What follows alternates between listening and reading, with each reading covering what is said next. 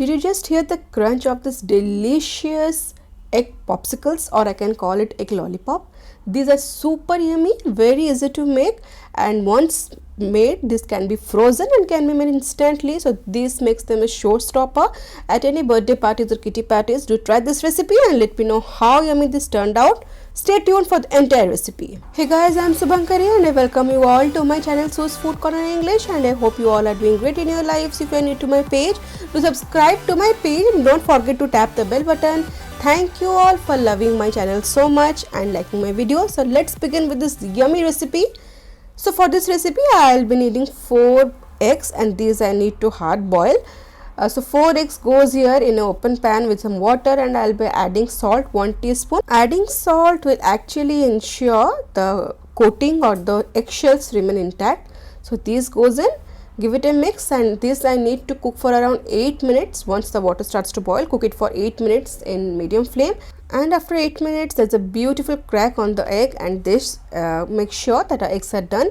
And now I'll remove these eggs from hot boiling water and dip it in cold water, and this will give the egg a shock. And once I dip it in cold water, I'll leave for 1 minute, and I'll not peel this with my hands. I'll just use a trick. I'll drain out the water, put a lid on the container, and I'll just nicely shake the container so that the eggs, they get a nice crack, the shells, they will get a nice crack in this way, and this coating comes out beautifully because the shock that the eggs get when we dip it in cold water, this makes them to loosen the cover, and when we shake it, it nicely sets out beautifully. All the eggshells will be coming out. Do try this trick. And now I need to grate this boiled eggs, hard boiled eggs. You can see I have used a small size grater, and nicely I'll get the eggs, and then to this grated eggs I'll be adding 2 medium size boiled potatoes. So here I have added potatoes. You can also add at this stage some bread, but I prefer adding potatoes. This gives a nice body to our lollipops. So these I have grated, and to this I'll be adding some seasoning. Garlic paste I have added 1 teaspoon and ginger paste half a teaspoon. You can also grate the garlic and ginger and add them. Then goes green chili chopped, finely chopped. According to taste you can add it. I just love some spices, so I added a little bit more.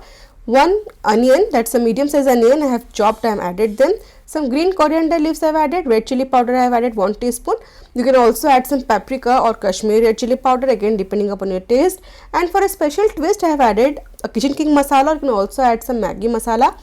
Coriander powder 1 teaspoon goes in, and I'll add some cumin powder 1 teaspoon, some salt, black pepper powder half a teaspoon goes in. This gives a very nice zing to our lollipops. And now it's time to mix. All the flavors will be beautifully absorbed by this potatoes and egg mixture, and once it's done, I'll apply some oil on my hand and make small balls like the size of lollipop or popsicles. See, it will be nicely mended to the size of the balls. It's perfectly done. I'll make these balls and keep it aside. So here are my beautifully created small balls. As I said, this can be made and stored. I'll just show you the process. So all the balls I prepared, and now I'll be making a thick slurry. For that I have taken whole wheat flour half a cup, some salt, red chili powder, rice for 2 tablespoons, and some water. Make sure there is no lump in this slurry. So this slurry I have made with whole wheat flour, and bread crumbs I have taken here 1 cup. You can also add some seasoning if you want to this bread crumbs, but I have not added. All the seasoning I have added to this slurry. And now to coat this, a perfect way to coat is to keep the wet and dry ingredients separate. So I have added the ball in this wet slurry in one hand, and I have used the other hand, my right hand specially, to give the coating to this ball.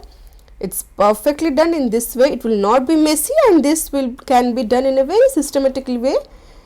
So you can see here it's perfectly done. Again I'll just show you the process for one ball. Here goes the ball. You can see the slurry, the consistency, it is perfect. It's not too thin, not too thick. And this I'll use a spoon and then drop it in this breadcrumbs and use my dry hand. Basically I'm using the other hand, right hand, to coat it uniformly. And in this way I'll coat all these balls, and this at this stage after coating you can keep it in freezer and can then be fried instantly when you need it. And as it's will be fried instantly, I have used some cooking oil. Once the oil is nicely heated in medium flame, I'll drop the balls. It will take just 1 to 2 minutes on both sides to give a nice golden color. breadcrumbs cook very instantly, and these are done. Super tasty, super yummy. This fried golden balls, and I'll just show you how crunchy they are.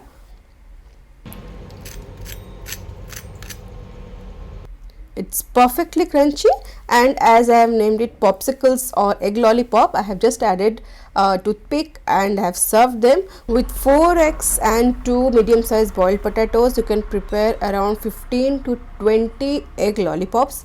Try this yummy recipe, and do not forget to sprinkle some chaat powder on top of this once you serve it. This gives a very distinctive flavor.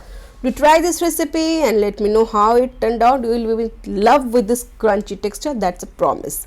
And now it's time for the comment of the day. Today's comment is from Shrakbat, and the comment says, "Hi, I am a newbie cooking though I am 40 plus years. I usually cook when on holidays or on weekends. Tried this recipe and it was amazing. Kids loved it. My son, born in UK, loved to eat with his hand when he normally doesn't eat with hand. Thank you so much for sharing this recipe." I am so blessed, Sharbat, for this beautiful comment. Actually, the comment is on the recipe of mutton curry in a pressure cooker. That's the ODI style mutton curry. So glad you liked my recipe, and that's very overwhelming to know that your son, who normally doesn't eat with his hands, was tempted to eat this recipe with his hands. So blessed. Thank you for letting me know. Stay tuned for this yummy recipes, and make sure you try this recipe for your son. I'm sure he's gonna to love it. Thank you and stay safe. Hope you have loved this recipe. Do give it a try. You can also follow Sue's Food Corner English on Instagram and Facebook. And if you have loved the page, do give a thumbs up, share with your family and friends, and do not forget to subscribe to my page. See you in next video. Till then, stay safe, love life, and happy fooding.